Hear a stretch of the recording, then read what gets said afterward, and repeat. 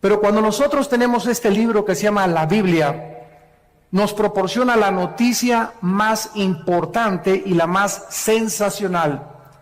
Por eso la palabra evangelio significa buenas noticias que el ser humano pueda recibir. El Señor Jesucristo no tarda en regresar a este mundo. Este evento, cuando Jesucristo venga, va a terminar totalmente con la historia humana para dar comienzo a un nuevo mundo de justicia, de paz y de seguridad nacional mundial. Ninguna fuerza en el universo va a poder detener este acontecimiento maravilloso.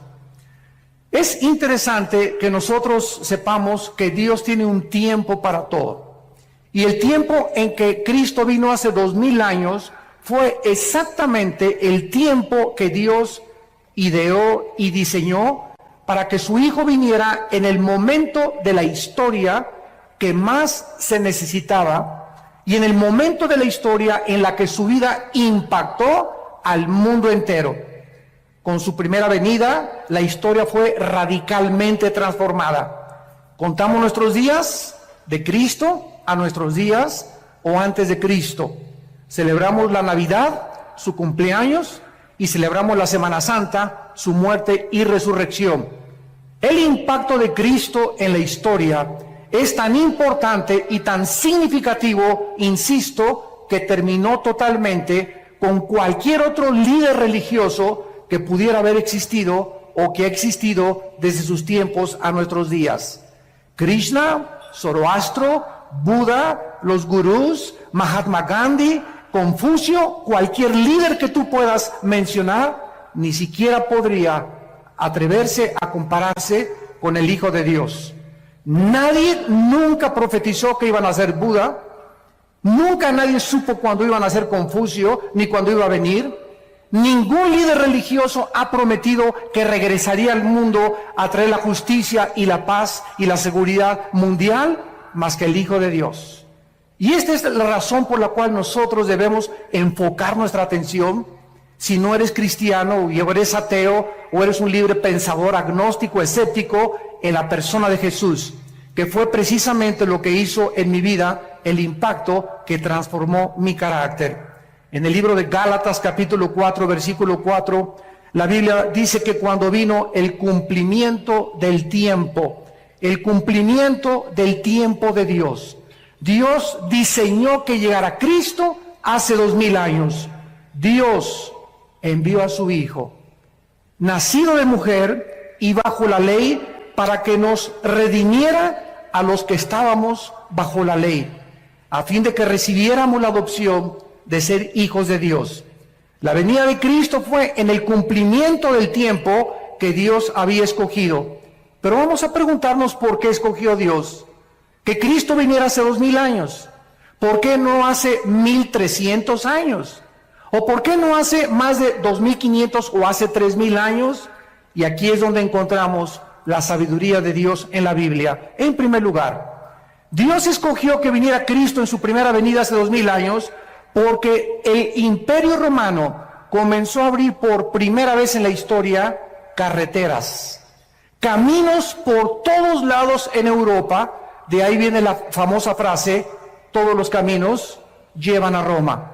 El Imperio Romano abrió caminos, carreteras por donde marchaban sus ejércitos, y estos caminos pavimentaron el camino para que los discípulos de Cristo cumplieran la orden que Jesús les había dado. Vayan a todas las naciones y prediquen este evangelio y hagan discípulos de todos los seres humanos. Toda potestad me es dada en el cielo y en la tierra. No tengan miedo de los hombres. He aquí yo estoy con ustedes todos los días hasta el fin del mundo. Estos nuevos caminos proporcionaron a los discípulos de Cristo la ventaja de viajar por toda Europa, África, el Medio Oriente y poder llevar estas buenas noticias al mundo entero. En segundo lugar, porque hace 2000 años existía la Pax Romana, que existió durante el tiempo de Cristo. Fue como un paréntesis de todas las guerras continuas que habían prevalecido anteriormente. Este factor también les benefició a los discípulos de Cristo para que fueran por todas las naciones sin ningún problema. En tercer lugar, el lenguaje y la cultura helénica. Cuando los ejércitos de Alejandro el Magno marcharon para conquistar el mundo, todos los filósofos griegos influenciaron de tal manera al mundo antiguo que el mundo antiguo adoptó y asimiló el lenguaje del griego, que se llamaba el griego koiné o la cultura helénica. Como consecuencia, cuando Cristo vino, el mundo entero hablaba el griego y dominaba el helenismo. Esta igualdad de lenguaje y filosofía, al igual que los caminos que abrió Roma, pudieron prevalecer para poder llevar el evangelio y que no tuvieran absolutamente ningún problema en poder difundir las noticias de la salvación en Cristo Jesús. Pero en cuarto lugar, lo más importante por lo cual Dios envió hace 2000 años a Cristo al mundo fue por el gran vacío que existía en la humanidad, que se vuelve a repetir exactamente 2000 años después, en la época, en el siglo XXI en que estamos viviendo. Las diversas y los cientos de religiones que había en tiempos de Cristo, con los miles de dioses de los griegos paganos, no pudieron nunca satisfacer ni a poder llenar el hambre de la humanidad de aquellos tiempos. Además, la inmoralidad, el paganismo, la idolatría, la depravación sexual, las filosofías griegas no pudieron satisfacer las necesidades más profundas del alma humana. En su primer carta a los Corintios, el apóstol Pablo lo escribe de esta manera en el versículo 1, versículos 18 en adelante. Y Cristo se dirige a los griegos, a los filósofos, aquellos que nadie ha podido comparar en 2000 años, los que se la pasaban interpretando el mundo, mientras Jesús venía a cambiar el mundo. Y dice el apóstol Pablo, porque la palabra de la cruz es locura a los que se pierden. Los griegos decían, ¿cómo puede el Hijo de Dios dejarse matar? Nuestros dioses Zeus, nuestros dioses titanes y todos los grandes de la mitología griega son dioses poderosos. Un Dios nunca permitiría que mataran a su Hijo. Fue locura para los griegos, para la sabiduría humana, que Jesús muriera crucificado.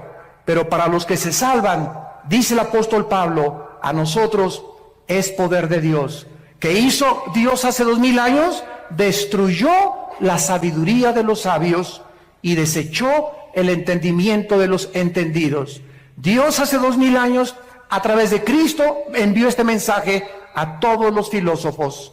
Ninguna alma humana tiene la capacidad intelectual para entender a Dios. Nadie podrá, a través de sus proposiciones filosóficas, a través de sus conjeturas, a través de sus hipótesis, a través de sus especulaciones racionales, poder comprender a Dios. ¿Por qué? Porque los pensamientos de Dios son mucho más grandes que los pensamientos humanos. Y los caminos de Dios, la forma como Dios actúa, es mucho, mucho, mucho más grande y diferente a como nosotros creemos que Él debería de caminar. Entonces, para que podamos alcanzar los pensamientos de Dios a través de nuestro intelecto, jamás lo hubiéramos podido lograr. ¿Qué hizo Dios? Envió del cielo a su Hijo a este mundo. Y Cristo nos trajo a este mundo los pensamientos de su Padre. Nos dijo cómo era Dios, nos dijo cómo hablaba Dios. Si tú quieres conocer a Dios, ve a Jesucristo. Si quieres saber cómo piensa Dios, estudia la vida de Cristo, porque Él es la imagen del Dios invisible, el primogénito de los muertos, el creador del universo. Dios pues nos habló a través de Cristo, y el apóstol Pablo entonces reta a los filósofos y les dice, ¿dónde están los sabios? ¿Dónde están los que todo lo alegan en la televisión y en el radio y en las películas? ¿No ha enloquecido Dios la sabiduría del mundo? La Biblia está diciéndote, tráeme a tu gallo Giro. ¿Quién es para ti el más sabio, la persona más inteligente, el filósofo más grande, tu héroe. Tráemelo, dice Dios, y ponlo aquí, y ponemos a Jesús a un lado. ¿En quién vas a pensar? ¿En Platón? ¿Sócrates? ¿Alejandro el Magno? ¿Oscar Wilde? ¿Zoroastro? ¿Buda? ¿Mahatma Gandhi? Piensa. Dios nos está retando. Tráeme a tu gallito Giro. Piensen ustedes en el personaje que más ha impactado tu vida y comparémoslo con Jesucristo. Tráeme el libro que tú quieras de literatura, de genética, de historia, de geografía, de antropología, de aritmética, de física, de genética. Pónmelos aquí y ponemos la Biblia a un lado. No hay ninguna obra ni volumen en la literatura que se pueda comparar con la Biblia. Este es el mensaje que me ha gustado llevar a las universidades. Y retando a los universitarios, les he dicho lo mismo.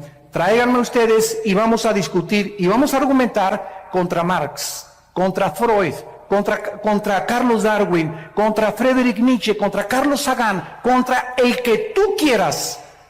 Cristo destruye la sabiduría y la filosofía humana. ¿Por qué? Porque son hombres. Hombres como tú y como yo, frágiles, con pies de barro, que no tenemos la capacidad más que limitada para poder llegar a un cierto punto de comprensión. Y el mundo se ha pasado tratando de entender el mal, la existencia de la maldad, que es el problema número uno de la filosofía y de los teólogos en la humanidad. La humanidad vivía en las peores condiciones en aquel tiempo y entonces la Biblia dice, ya que la sabiduría de Dios. El mundo no conoció a Dios mediante la sabiduría, ni de Platón, ni de los griegos, ni de Sócrates, ni de Carlos Marx, ni de ningún hombre puede darnos el conocimiento de Dios. Agradó a Dios salvar a los creyentes por la locura de la predicación. Dios escoge un mensaje que es locura al intelecto humano. Y el mensaje es este: cree en Jesucristo, lo que Él hizo en la cruz del Calvario, invítalo a tu vida como tu Salvador y Dios te perdona tus pecados, pasados, presentes y futuros. Recibes la eternidad en ese momento y en ese momento el intelecto humano comienza a luchar. No puede ser tan fácil. Yo tengo que irme de rodillas a la villa, tengo que hacer algunas obras, tengo que hacer esto y el otro, tengo que hacer 5 asilos, tengo que construir 10 orfanatorios, tengo que hacer algo para poder entrar al cielo. Dios dice, mis pensamientos no son tus pensamientos, sométete a mis términos, la salvación es por gracia, no es por obras. Y este mensaje contradice todas las religiones, porque todas las religiones sin excepción enseñan que debemos hacer algo. Claro que después de recibir a Cristo tenemos que manifestar de que somos cristianos con las buenas obras, pero nuestras buenas obras no son el medio para salvarnos, son solamente un punto intermedio entre la salvación y lo que Dios dijo en su palabra. O sea, no es las obras lo que nos salva, sino el fruto de nuestra salvación. No nos portamos bien para irnos al cielo, nos portamos bien porque tenemos a Cristo y lo tenemos que demostrar por la forma en que vivimos. Fue entonces, en este tiempo, que el Dios Todopoderoso, el Creador del universo, envió a su Hijo al mundo, se vistió de carne, de hueso y de sangre y nos trae este mensaje: de tal manera los ama mi Padre, de tal manera los ama Dios, que me ha enviado a mí al mundo a morir en una cruz por ustedes, para que cualquiera de ustedes que me escucha en este momento no se pierda, mas tenga la vida eterna. Mas Dios mi Padre muestra su amor a ustedes en que, siendo pecadores, yo voy a morir en tu lugar y en mi lugar, en una cruz, para que toda la gloria de la salvación tuya y mi salvación no sea para ti, para que nadie llegue al cielo y le diga: Pedro, dame chance de entrar, por favor. Y Pedro te contesta: ¿y por qué te voy a dar chance de entrar? Es que hice 10 orfanatorios, 5 asilos, me fui a la villa de rodillas, fui una buena persona, fui fiel, etcétera, etcétera, y te va a dar una patada Pedro y te va a aventar hacia abajo. porque nadie va a entrar al cielo por sus buenas obras, sino por la sangre derramada en una cruz. Este es el medio que Dios escogió para que chocara con el intelecto humano, porque nosotros, insisto, buscamos que necesitamos hacer algo para poder ser aceptados por Dios. Las buenas noticias es que Dios ya lo hizo todo en una cruz, y solo a ti y a mí nos corresponde creer y aceptar lo que Dios hizo en nuestro lugar en la cruz de Cristo. Mientras la humanidad se sigue sumergiendo más y más en la inmoralidad, donde se siguen aprobando los matrimonios gays, iglesias que están aceptando, ¿verdad?, homosexuales, en el paganismo, en la idolatría, en la corrupción, en la mentira, en el fraude, las tinieblas en el siglo XX se están haciendo cada vez más densas y más densas y más densas en el mundo, pero en la mayor parte de los cristianos existe la convicción, y lo sabemos por el espíritu que tenemos dentro, que está pronto el mundo a ser sacudido por los poderes sobrenaturales de Dios. Dios ha comenzado en primer lugar a permitir que los climas cambien. Ya no hay primavera, verano, otoño o invierno. Hemos acabado con el agua, hemos contaminado la comida, hemos contaminado el aire, la guerra política se intensifica, el Medio Oriente es una olla express que en cualquier momento cualquier loco aprieta un botón y explota el Medio Oriente, el petróleo se va a $200 por barril y comienza el caos, una inflación y una recesión donde la gente va a comenzar a desmayar, dice Lucas 21, por las cosas que están por suceder en el mundo entero. Y en medio de estas tinieblas y de esta confusión existe la voz de aquel que dijo: mi paz les dejo, mi paz les doy. No tengan miedo. Mientras el mundo esté confundido, ustedes saben que yo soy el buen pastor, que di mi vida por ustedes y que nunca, nunca, nunca nada les va a faltar. Para nosotros el morir es ganancia. Lo peor que nos pudiera suceder es morir en un terremoto, en un tsunami, una erupción volcánica, un avionazo. De algo tenemos que morir. Y cuando muramos, seremos librados de este cuerpo corrupto y nuestra alma y nuestro espíritu será libre de esta prisión donde se encuentra actualmente y temporalmente, para estar en la presencia por todos los siglos de los siglos en frente del Creador. Cristo en Mateo 24 explicó las señales antes de su venida. Porque vendrán muchos en mi nombre, versículo 5, diciendo: yo soy el Cristo, y a muchos engañarán. ¿Cuántas personas conoces hace 2000 años a nuestros días que han dicho: yo soy el Cristo? Gurús, David Koresh, Jim Jones, un tipo que anda ahorita en Miami diciendo que él es el anticristo y que él es Cristo, etcétera, etcétera. Los gurús de las filosofías orientales que te dicen: concéntrate en Chapultepec en posición de loto, budismo zen, en el tercer ojo que tenemos. El tercer ojo lo tienen, pero atrás no lo tienen adelante. Y concéntrate en Dios, y Dios está dentro de ti, y Dios está dentro de todos los seres humanos. ¿De dónde salió esta filosofía? Esta filosofía salió de los hombres, no de la Biblia. Y mientras todo esto sucede, y siguen levantándose hombres y mesías, y el mundo como un niño inmaduro sigue creyendo que un presidente o un gobernante va a sacar al país del problema, o un partido político, siguen los seres humanos poniendo su esperanza en los seres humanos y no en Dios. Y la Biblia dice: maldito el que confía en el hombre y pone por carne su brazo. Bendito aquel que confía en Dios, porque será como árbol plantado junto a corrientes de agua, que da su fruto a su tiempo y su hoja no cae, y todo lo que haga prosperará.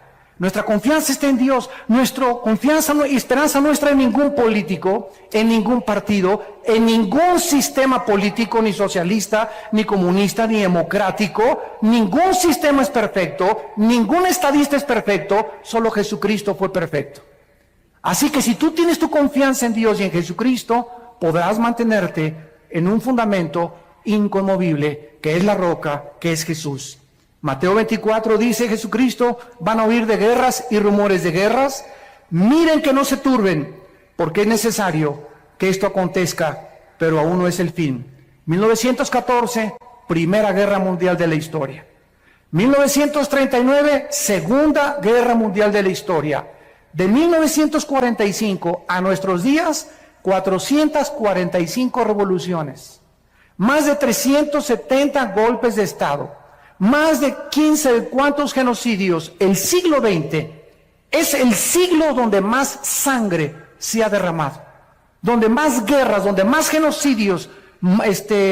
José Stalin, Adolfo Hitler, Idi Amin, Lao Tse-tung, Mao Tse, y todos ellos, ¿verdad? Millones de personas mataron, pero al mismo tiempo, e irónicamente, el siglo XX se caracterizó por ser el siglo donde más alta tecnología alcanzó el ser humano y donde más descubrimientos científicos se han logrado en toda la historia de la humanidad. Qué ironía que mientras el ser humano evoluciona en ciencia y en tecnología, se hunde en contrario en su moral. Cada vez se deprava más, cada vez hay más pastillas tranquilizantes, cada vez hay más confusión, porque el ser humano no fue nacido para él solucionar los problemas mundiales. Para eso tenemos a un Dios que dio su vida por nosotros en una cruz. Dice Cristo, iban a haber pestes. Te sonó la campana, ¿verdad? Que la influencia, que el ébola, que esto y el otro, que el SIDA, que el retrovirus del SIDA, va a haber hambres, terremotos y todo será principio de dolores. Damas y caballeros, el mundo está entrando, lo que Jesús dijo hace 2000 años, al principio de los dolores. ¿Estás listo?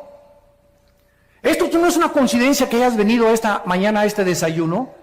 Dios te ama y Él quiere que tú te detengas y que pienses y reflexiones que la vida es mucho más que el sexo, que es mucho más que el alcohol y que las drogas, es mucho más que el dinero y es mucho más que la popularidad y la fama que puedas tener. Todas esas cosas te van a dejar vacío y te van a dejar insaciable, porque de esa agua volverás a tener sed, pero el agua que yo te doy, dice Jesucristo, será una fuente que salte dentro de ti para vida eterna. Porque fuimos creados para Dios, y mientras nuestra alma no regrese a Dios, nada en esta vida nos podrá satisfacer. Dijo Cristo, y entonces muchos tropezarán entonces y se van a entregar unos a otros y unos a otros se aborrecerán. Dios dice que antes de que Él venga, el carácter del ser humano se va a deteriorar. Y ahora hemos visto ya crímenes de niños de 8, de 9, de 10, 12 años de edad. Maestras de escuela acostándose con niños de 12, 13 años de edad, las maestras de 30 años. Madres que ahogan a sus hijos en los ríos y que los sacrifican porque el novio no le gustaron los hijos que tienes. Estamos viendo cosas que jamás en la historia habíamos visto. Ahora los adolescentes no son de 18 a 21 años, son de 12, 13 años de edad, ya manoseándose entre ellos, besándose entre ellos, usando drogas, usando alcohol. ¿Por qué? Porque el carácter del ser humano se está deteriorando y los padres no se han dado cuenta y lo están acabando de aceptar como algo normal. Y no es normal. Nosotros somos un pueblo santo, llamado por Dios. Somos linaje escogido para ir en contra de las diversiones, en contra de las costumbres, en contra de la cultura y la moral del mundo. Dios nos ha llamado a ser diferentes. Y en esta diferencia estriba precisamente si tú eres santo o perteneces solamente a una iglesia porque te bautizaron o porque tus padres te heredaron la religión. Esa es nuestra vida consagrada a Dios, donde podemos nosotros impactar al mundo con nuestra vida. Cada vez los padres se van contra los hijos ahora, los hijos contra los padres, divorcios por todos lados, la gente contra el partido político, entre los partidos políticos unos a otros matándose. Ya no les interesa México, no les interesa Argentina, les interesa su partido, no les interesa el bienestar de la nación, les interesa su imperio, les interesa lo que ellos anhelan, no les interesa tu bien ni mi bien, les interesa sus propios intereses personales. Este es el egoísmo del ser humano, donde ya se perdió la brújula por todos lados. Ya nadie sabe qué cosa es lo que están persiguiendo. Y dice Cristo, muchos profetas se van a levantar y engañar a muchos. Y por haberse multiplicado la maldad, el amor de muchos se enfriará. Pero el que persevere hasta el fin, este será salvado, y será predicado este evangelio del reino a todas las naciones, y entonces vendrá el fin. No fue hasta 1975 que se puso en órbita el primer Sputnik en Rusia, hasta nuestros días, que ahora los medios de comunicación están llevando este mensaje al mundo entero. Ahorita me están viendo aquí más de 1,300 personas en este salón, pero en este momento estamos siendo observados también por más de 60 millones de seres humanos que están oyendo lo que tú estás oyendo. Increíble la tecnología del siglo XXI. La mayoría de la gente sabe que la humanidad se está desintegrando. Los cambios climáticos, los terremotos, la pérdida de ozono en el espacio, la contaminación del aire, el agua, la comida, las guerras del Medio Oriente son señales de que el mundo está a punto de explotar. Hace 2700 años, el profeta Isaías en el capítulo 24, versículo 3 en adelante, escuchen lo que escribió. Lo que voy a leer fue escrito, apúntalo, hace 2700 años. Y este rollo de Isaías que voy a leer se encontró en Qumran. Y estos papiros originales no los inventó Don Brown, ni el Código Da Vinci, ni ángeles ni demonios, no es mitología, esto está en el Museo de Israel. Y ahí puedes ver tú estos papiros del rollo de Isaías, exactamente como lo tenemos nosotros en nuestra Biblia. Así que si alguno tiene una duda de la veracidad de los documentos históricos de la Biblia, ahí están los documentos originales que te dan testimonio de que esto es realmente palabra de Dios. Dice Isaías 24, versículo 3, la tierra será vaciada, completamente saqueada. Jehová ha pronunciado esta palabra, se destruyó, cayó la tierra, enfermó, cayó el mundo, enfermaron los altos pueblos de la tierra, y la tierra se contaminó bajo sus moradores. ¿Por qué? Porque traspasaron las leyes, falsearon el derecho, quebrantaron el pacto sempiterno. Damas y caballeros, cuando tú no les pones a los niños una línea y les dices, esto pueden hacer en vacaciones, entrar a su cuarto a tal hora, levantar sus cosas, esto no pueden hacer. No puedes salir de tu cuarto después de las 9 de la noche, no puedes hacer estas cosas. Si no ponemos una línea de demarcación a nuestros jóvenes, a nuestros niños, y si el gobierno no tuviera parámetros como los altos y los semáforos que te dice la luz amarilla, párate, porque si te pasas no sos responsable de un accidente, entonces el mundo sería una anarquía total. Dios ha establecido líneas morales. La moralidad no la puede legislar un gobierno, porque hay gobiernos que permiten las drogas, que quieren legislar las drogas, hay otros que permiten la homosexualidad, así que el gobierno no puede tener la moral absoluta. Solo Dios, nuestro Creador, nos puede decir, estas son las líneas de demarcación. Y Dios en la Biblia ha establecido que el matrimonio sea entre un hombre y una mujer. No entre Pepe ni Pancho, ni entre Lupita ni Carmelita. Dios le trajo una mujer a Adán para que los dos pudieran interrelacionarse con órganos reproductores sexuales diferentes, para que pudiéramos ser colaboradores con Dios entre los seres humanos. ¿Qué ha dicho el hombre? Dice la Biblia, traspasaron las leyes. A mí no me importa lo que dice, a mí me importa ser feliz y no me importa lo que la cultura ni lo que la moral diga. Y los gobiernos, como son democráticos, ante la presión de los homosexuales y de los grupos degenerados, el gobierno no tiene más que legislar y decir, para poder comprar votos, pues vamos a legislar la inmoralidad y la homosexualidad. Hemos llegado a un punto donde hemos falseado el derecho, hemos quebrantado el pacto con Dios. Nos estamos, escúchenme muy bien, la humanidad nos estamos convirtiendo en animales. En animales. Donde te matan, donde te secuestran, donde creen que el otro día un anuncio que decía, no a la pena de muerte porque nos convierte en asesinos. El partido que escribió eso no tiene el mínimo conocimiento de lo que significa la retribución y no la venganza.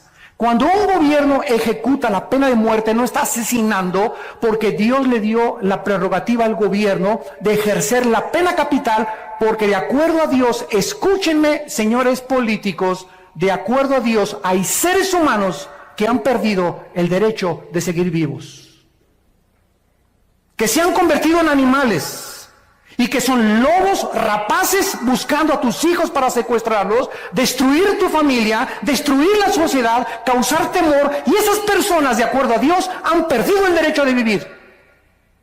Porque es preferible que uno muera y que no secuestren a 50 y que paguen por uno solo.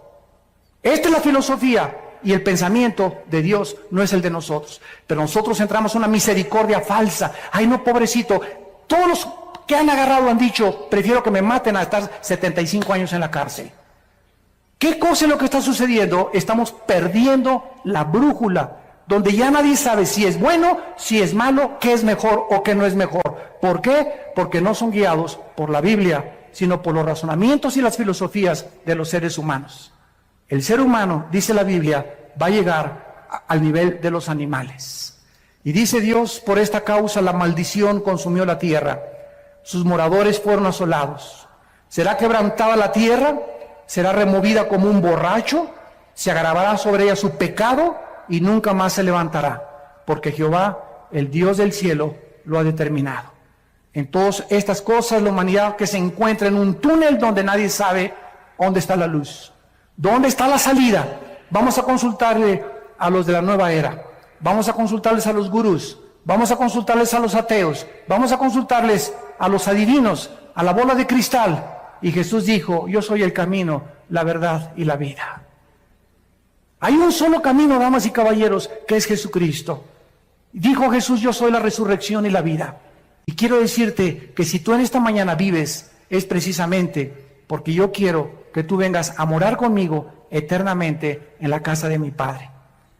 ¿Por qué Cristo va a regresar? Número uno, porque la creación lo espera impacientemente. La creación ha sido contaminada con huracanes, tornados, lluvias, tormentas, erupciones volcánicas. ¿Por qué? ¿Ha existido esto siempre en la humanidad? Así es, desde que el primer hombre pecó en el huerto del Edén.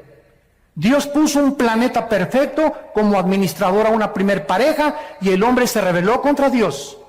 Y Dios ha dejado esta rebelión continuar hasta el tiempo en que Él va a venir a poder acabar con la maldad.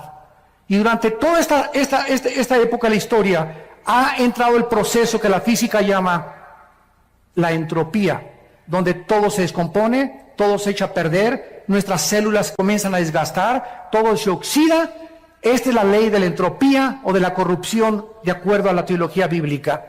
Y Dios dice que cuando Él venga, restaurará totalmente la creación. Miren lo que dice en Isaías 11, versículo 6, que pasará con el mundo ecológicamente cuando Cristo regrese. Morará el lobo con el cordero, el leopardo con el cabrito se acostará, el becerro y el león, la bestia, andarán juntos, y un niño los pastoreará. La vaca y la osa pasarán, sus crías se echarán juntas, y el león como el buey comerá paja. ¿Qué dice la Biblia? Que los leones antes no eran feroces. Dios no creó a los leones feroces, Dios no le puso veneno a los alacranes, ni a la viuda negra, Dios no le puso la ferocidad a las bestias de la selva. Dios no es el autor de lo que tenemos a nuestro alrededor, somos nosotros. Cuando nosotros pecamos, inmediatamente se contaminó todo lo que estaba a nuestro alrededor. ¿Por qué? Porque el ser humano alejado de Dios no tenía el derecho de vivir en un mundo perfecto. El momento en que nosotros nos rebelamos contra Dios, me contamino a mí mismo, me comienzo a autodestruir, comienzo a destruir a mi esposa, comienzo a destruir a mis hijos, comienzo a lastimar a toda la gente a mi alrededor, porque el pecado es contagioso. Y si no entendemos esto, ¿por qué la Biblia aparta el pecado de la santidad? Nunca vamos a comprender la mente de Dios. Cuando tú pecas, estás escogiendo sufrir. Cada vez que tú pecas, vas a sufrir. Y vas a sufrir más allá de lo que tú creías que ibas a sufrir. El precio que vas a pagar va a ser más caro que el que pensabas que ibas a pagar. Y te irá peor de lo que pensaste que te iba a ir. El pecado trae consecuencias porque la paga del pecado es la muerte. Y Jesús dijo que Él venía a pagar por el pecado humano. En segundo lugar, Cristo va a regresar porque nosotros lo estamos esperando.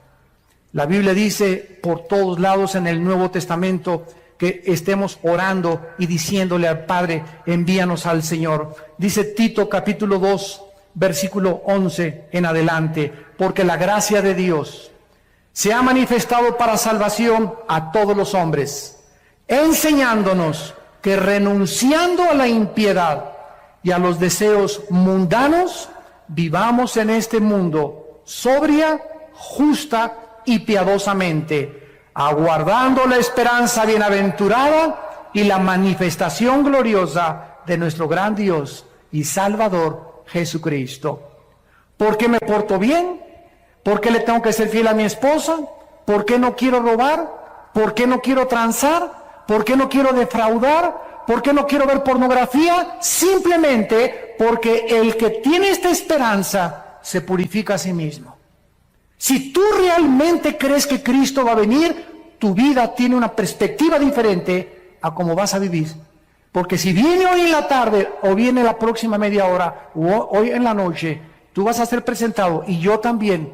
Y no habrá nunca otra oportunidad para recuperar el tiempo que pudimos haber vivido en santidad. Por eso, amados santos, estar firmes y constantes, sabiendo que la obra en el Señor no es en vano. La Biblia dice que nosotros le esperamos y yo te pregunto, ¿y tú a quién estás esperando? ¿Cuál es tu propósito para vivir? ¿Qué significado estás esperando que te dé lo que alcanzas en tu vida? Pregúntale a la gente, ¿qué es lo que tú esperas de la vida? Ser famoso, ser modelo, ser artista, ser cantante y después, ¿qué vas a hacer? ¿Qué no sabes que te puedes morir a los 35 años de edad?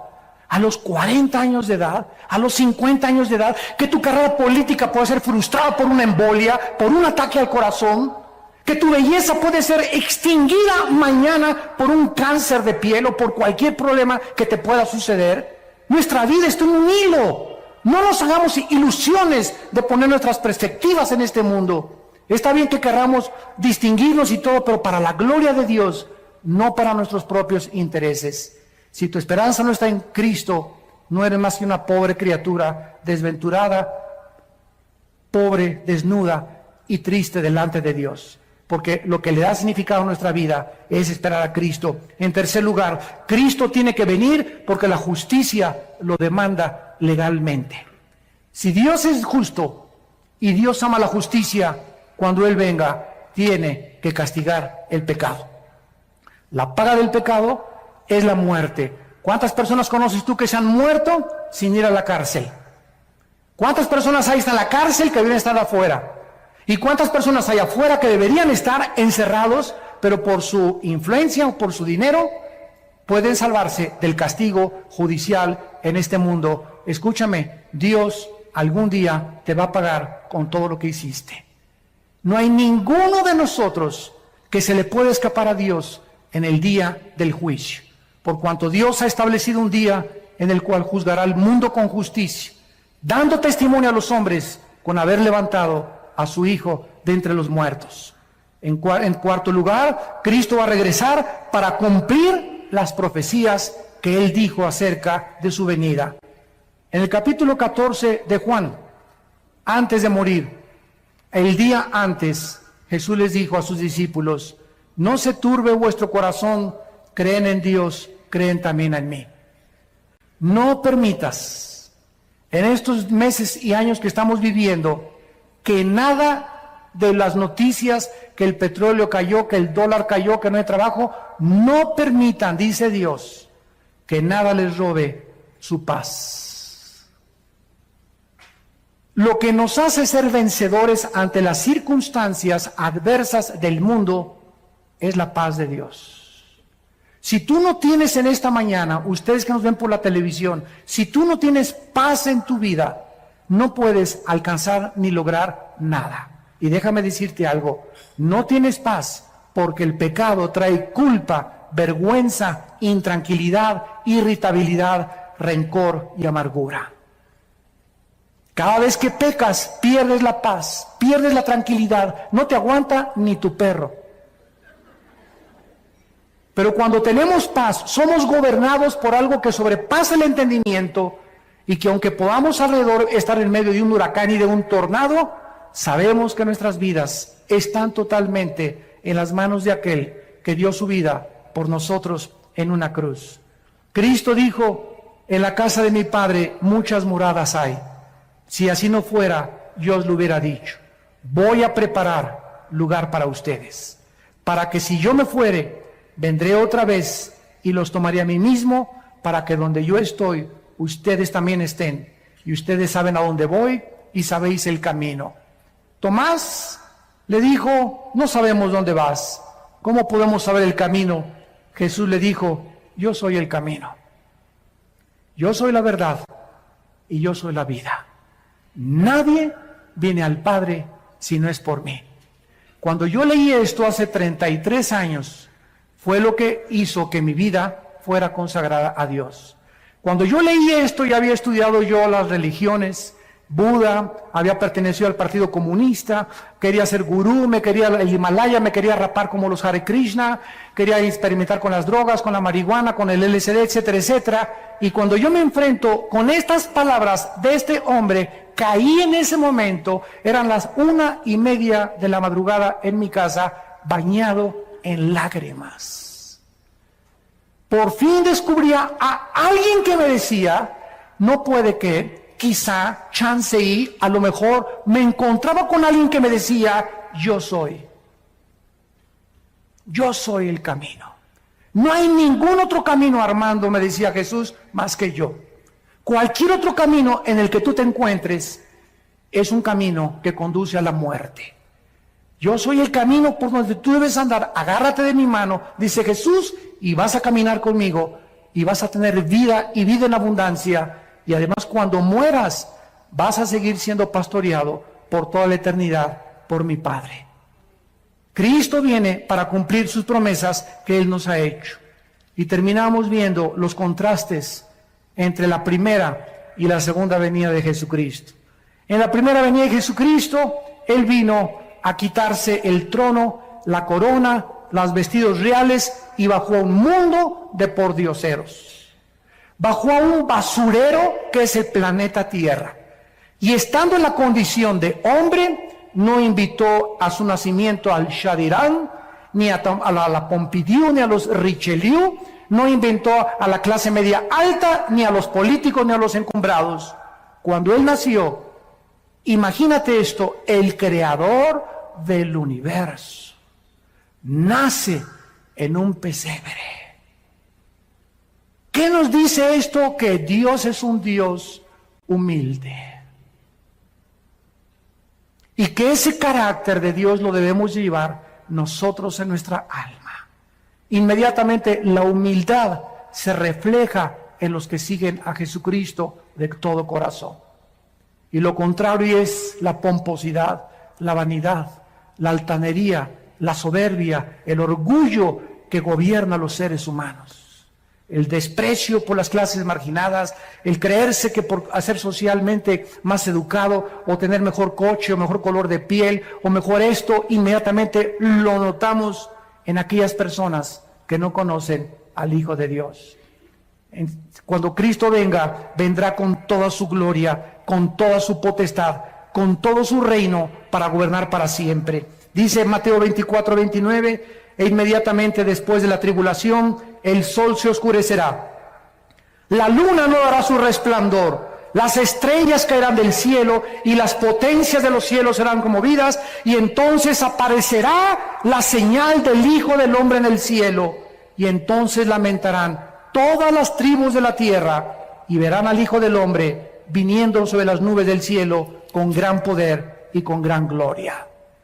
Vino como un siervo. Cuando Él venga, viene a reinar sobre nosotros. En segundo lugar, vino como un cordero en su primera venida. Cuando estaban tus enemigos, no abrió su boca. Pilato le dijo: defiéndete. ¿Qué no sabes que tengo poder para crucificarte o para soltarte? Cristo sabía que su vida no dependía de un gobernador. Y le contestó a Pilato y le dijo: ninguna autoridad tendrías si no te fuera dada del cielo. Él vino a entregarse como un cordero, pero cuando Él regrese, vendrá como el león de la tribu de Judá, a juzgar a los vivos y a los muertos. En su primera venida fue juzgado.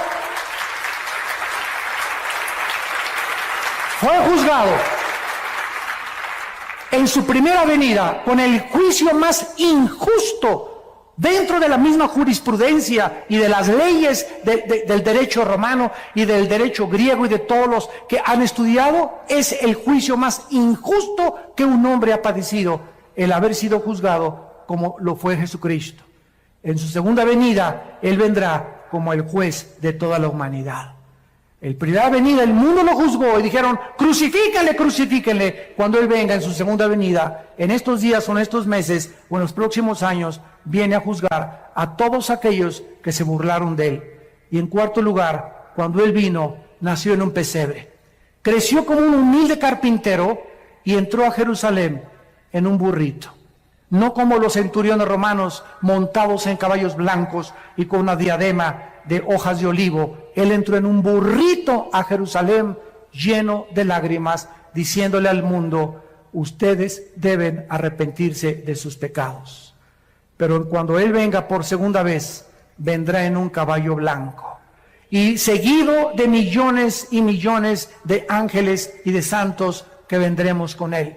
Y dice Apocalipsis 19: entonces vi el cielo abierto, versículo 11, y un caballo blanco, y el que lo montaba se llama Fiel y Verdadero, con justicia juzga y pelea. Sus ojos eran como llama de fuego, había en su cabeza muchas diademas, y tenía un nombre escrito que ninguno conocía sino Él mismo. Estaba vestido de una ropa teñida en sangre, y su nombre es el Verbo de Dios. Y los ejércitos celestiales, vestidos de lino finísimo, blanco y limpio, le seguían en caballos blancos. De su boca sale una espada aguda para herir a las naciones, y Él las regirá con vara de hierro. Y Él pisa el lagar del vino del furor de la ira del Dios Todopoderoso. Y en su vestidura y en su muslo tiene escrito este nombre: Rey de Reyes y Señor de Señores. Ven, Jesús, ven. Viene a triunfar, viene a traer justicia, viene por nosotros, viene a recompensarte. Y dice la Biblia finalmente en el capítulo 11 de Apocalipsis: y entonces los ancianos en el cielo se postraron y dijeron: Señor, te damos las gracias por el que eres y el que eras y que has de venir, porque has tomado tu poder y has reinado. Y se airaron las naciones, y tu ira ha venido, y el tiempo de juzgar a los muertos y de darle el galardón a tus siervos, los profetas, a los santos y a los que temen tu nombre, pequeños y grandes, y destruir a los que destruyen la tierra. El Señor Jesucristo viene a juzgarte. Y si tú recibes a Cristo en esta mañana, Él ya no viene como tu juez, Él vendrá como tu Salvador. Él vendrá como tu Redentor. Vendrá por ti y por mí para llevarnos con Él, para que los siglos venideros, que solamente pasamos por esta tierra temporalmente, podamos reinar por toda la eternidad con aquel que dice: he aquí, yo soy el primero y yo soy el último. Yo soy el alfa y yo soy el omega. Vengo pronto con mi galardón para recompensar a cada uno según su obra. ¿No quisieran muchos de ustedes en este momento abrirle tu corazón